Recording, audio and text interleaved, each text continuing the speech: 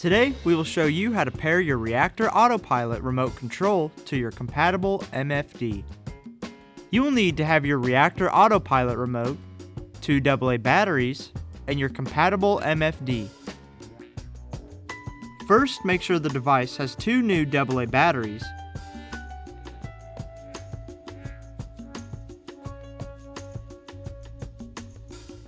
And then turn the autopilot remote on using the power button.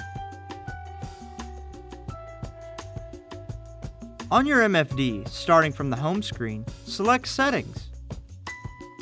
Select Communications.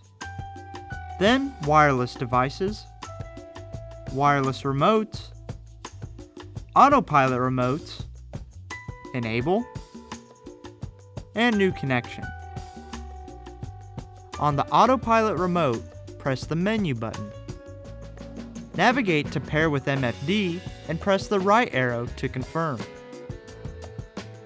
On the MFD, select Yes to pair with the remote control. Select OK to confirm that the Autopilot remote paired successfully.